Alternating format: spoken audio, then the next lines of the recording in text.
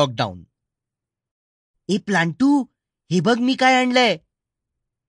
अर्णव त्याच्या गॅलरीतल्या त्याच्या आवडत्या गुलाबाच्या रोपट्याशी बोलत होता. हे बघ, आईचा मोबाईल मी गुपचूप आणलाय. त्यानं प्लांटूला मोबाईल दाखवला आणि पुढे म्हणाला, ती ना लॅपटॉपवर खटखट करत होती. तिचं लक्षच नव्हतं माझ्याकडं. मी एक अशी कोलांटी उडी मारली, तिचा फोन घेतला आणि धूम ठोकली.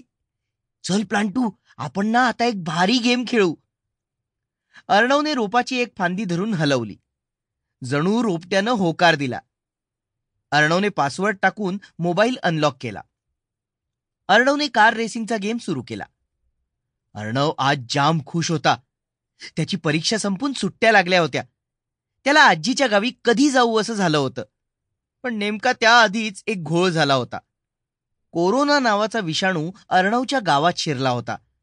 तो अगदी बारकूसा विषाणू डोळ्यांना दिसायचा नाही, पण कुणावरही हल्ला करू शकत होता. एकदम डेंजर होता तो. म्हणून मग पोलीस काकांनी सोसायटीत येऊन मोठ्या भोंग्यावर सांगितलं होतं, स्टे होम, स्टे सेफ. या विषाणूशी लढण्याची आयडिया फारच भारी होती. म्हणजे त्याच्याशी लपाछपीच तर खेळायचं होतं. कसं? घरात राहून. सगळ्यांनी घरातच थांबायचं. कोरोनाला कुणी दिसलंच नाही तर तो हल्लाच करू शकणार नव्हता आणि मग तो शेपटी हलवत निघून जाणार होता.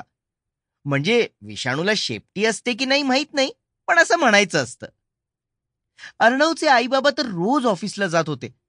त्यांच्यावर हल्ला झाला तर अर्णवला खूप काळजी वाटली. पण जेव्हा आईने त्याला सांगितलं की आम्ही सुद्धा घराबाहेर जाणार नाही, तेव्हा मात्र त्याला रॉकेट पाहिल्यासारखं. Sample complete. Ready to continue?